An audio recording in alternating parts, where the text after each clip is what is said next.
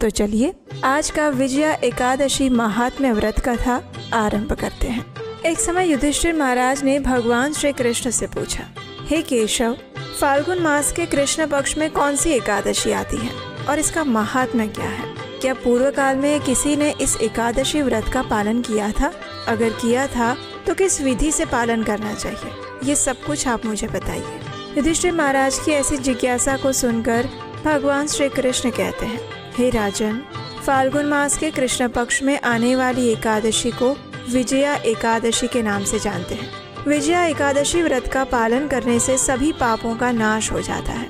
इस एकादशी का महात्म्य स्कंद पुराण में प्राप्त होता है और एक समय नारद मुनि ने ब्रह्मा जी से ऐसा ही प्रश्न इस एकादशी के विषय में किया था और तब ब्रह्मा जी ने उनसे कहा था कि फाल्गुन मास के कृष्ण पक्ष में आने वाली विजया एकादशी हर प्रकार के पापों का नाश करने वाली है। ये पुरातन व्रत अत्यंत पवित्र माना जाता है। ये समस्त पाप कर्मों का नाश करता है और वास्तव में इसके अनेक महान फल हैं। इस व्रत को पालन करने वाला मनुष्य अपने आगे और पीछे की 10-10 पीढ़ियों का उद्धार कर देता है। ये एकादशी व्रत इतना महत्वपूर्ण है कि जिसका जाने और अनजाने में भी पालन कर लिया जाए तो ये मनुष्य को अज्ञात सुकृति के रूप में अनंत गुना अधिक आध्यात्मिक फल प्रदान करता है। जैसा कि इस एकादशी का नाम ही सूचित करता है, ये एकादशी व्रत निस्संदेह पूर्वक मनुष्य को सर्वोच्च विजय प्रदान करता है। भौतिक संसार के अंदर रहते हुए सांसारिक सभी विजय मनुष्य सरलता से प्राप्त कर सकता है, लेकिन इन सबसे बड़ी विजय होती है जन्म और मृत्यु के ऊपर विजय। और ये एकादशी का व्रत मनुष्य को मृत्यु के ऊपर भी विजय प्राप्त कराने में समर्थ माना गया है।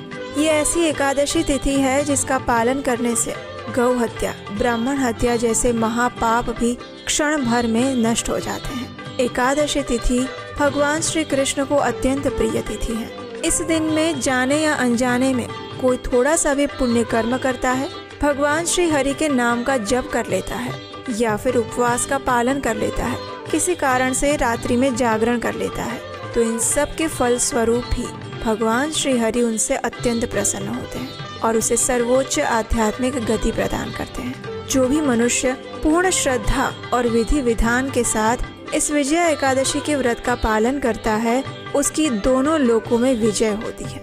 और जो भी मनुष्य पूर्ण श्रद्धा के साथ ध्यान पूर्वक इस विजया एकादशी के महात्म्य का श्रवण भी करता है, उसे वाजपेयी यज्ञ के फल के बराबर पुण्य फल की प्राप्ति होती है। इतना महत्वपूर्ण है ये विजया एकादशी का व्रत। आइए अब हम उससे जुड़ी हुई पौराणिक कथा सुनते हैं। इस एकादशी का वर्णन करते हुए ब्रह्मा जी ने नारद मुनि से कहा, हे पुत्र, विजया एकादशी का उपवास पूर्व के समस्त पाप और वर्तमान के पापों को नष्ट करने वाला है। इस एकादशी का विधान आज तक मैंने किसी से नहीं कहा, लेकिन मैं तुम्हें बता रहा हूँ। विजया नाम की ये एकादशी उपवास करने वाले सभी मनुष्यों को विजय प्रदान करती है। एक समय प्रभु श्री रामचंद्र जी को जब 14 वर्ष का वनवास मिला था, तब वे अपने भ्राता लक्ष्मण और अपनी भार्या देवी सीता माता के साथ गोदावरी के तट पर पंचवटी में निवास कर रहे थे। उस समय महापापी रावण ने माता सीता का हरण कर लिया और इस दुखद घटना से श्री रामचंद्र जी और लक्ष्मण जी अत्यंत दुखी हो गए। उन्होंने माता सीता की खोज करते हुए वन भटकने लगे और भटकते हुए वे मरणासन्न जटायु के पास जा पहुँचे। प्रभु श्री रामचंद्र जी को देखते ही जटायु समझ गए कि पूर्ण पुरुषोत्तम भगवान स्वयं आ चुके हैं। उन्होंने माता सीता के हरण का पूरा वृत्तांत भगवान को कह सुनाया और श्री रामचंद्र जी की गोद में ही अपने इस मर्त्य शरीर का त्याग कर दिया और फिर वे स्वर्ग की ओर प्रस्थान कर गए। थोड़ा सा आगे जाने के बाद श्री रामचंद्र जी और लक्ष्मण की भेंट होती है वानर राज सुग्रीव के साथ। सुग्रीव और भगवान श्री रामचंद्र जी के बीच में मित्रता स्थापित हो जाती है और फिर बाली का वध करने के लिए भगवान श्री राम उन्हें सहायता करते हैं और इसके बदले में सुग्रीव भी माता सीता को ढूंढने में भगवान श्री रामचंद्र की सहायता करते हैं। भक्त शिरोमणि हनुमान जी लंका में जाकर माता सीता को ढूंढ लाते हैं।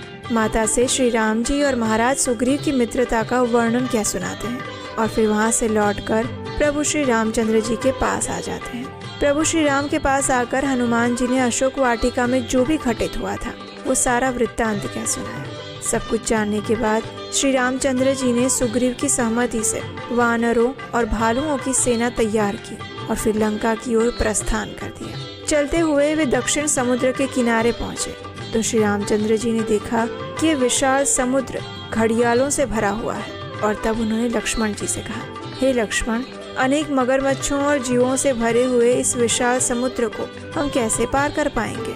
तब प्रभु श्री राम की बात सुनकर लक्ष्मण जी ने उन्हें सुझाव दिया, हे भ्राताश्री, आप तो स्वयं पुराण पुरुषोत्तम आदि पुरुष हैं।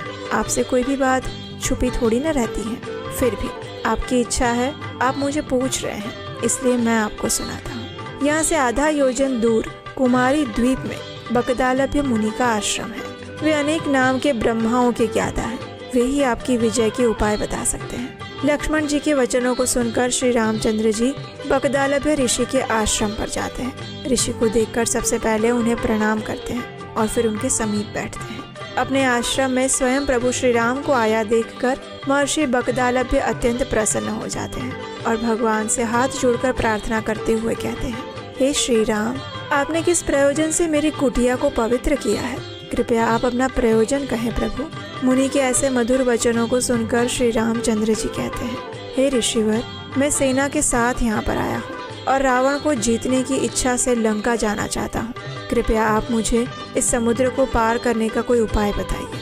आपके पास आने का मेरा यही प्रयोजन है। ये सुनकर महर्षि बकदालभ्य कहते हैं, हे राम, मैं आपको एक अति उत्तम व्रत के विषय में बताऊंगा, जिसका पालन करने से आपको विजय श्री अवश्य प्राप्त होगी। ऋषि बकदालभ्य के ऐसे वचन सुनकर जिज्ञासा के साथ प्रभु श्री राम ने पूछा, ये कैसा व्रत है मुनि श्रेष्ठ, जिसका पालन करने से समस्त क्षेत्रों में विजय प्राप्त हो जाती है? इस पर महर्षि बकदालभ्य कहते हैं, हे श्री राम, फाल्गुन मास के कृष्ण पक्ष की विजया एकादशी का उपवास करने से आप अवश्य ही समुद्र को पार कर लेंगे और युद्ध में भी आपकी विजय होगी। हे मर्यादा पुरुषोत्तम, इस उपवास के लिए दशमी के दिन स्वर्ण, चांदी, तांबे या मिट्टी का एक कलश बनाएं। उस कलश को जल से भरकर और उस पर पंच पल्लव रखकर उसे वेदिका पर स्थापित करें। उस कलश के नीचे सतंजा अर्थात मिले हुए 7 अनाज और ऊपर जौ रखें। उसके ऊपर भगवान विष्णु के स्वर्ण की प्रतिमा स्थापित करें। एकादशी के दिन स्नान आदि से निवृत्त होकर धूप, दीप, नैवेद्य, नारियल आदि से भगवान श्री हरि का पूजन करें। सारा दिन भक्ति पूर्वक कलश के सामने व्यतीत करें और रात्रि में भी उसी प्रकार बैठे और भगवान का नाम जप और कीर्तन करते हुए जागरण करें।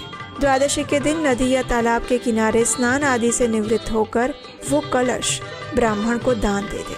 हे दशरथ नंदन, अगर आप इस व्रत को सेनापतियों के साथ करेंगे तो अवश्य ही विजयश्री आपका वरण करेगी। मुनि के ऐसे वचन सुनकर श्री रामचंद्र जी ने विधि पूर्वक विजया एकादशी का व्रत किया और फिर इसके प्रभाव से राक्षसों के ऊपर विजय प्राप्त कर ली।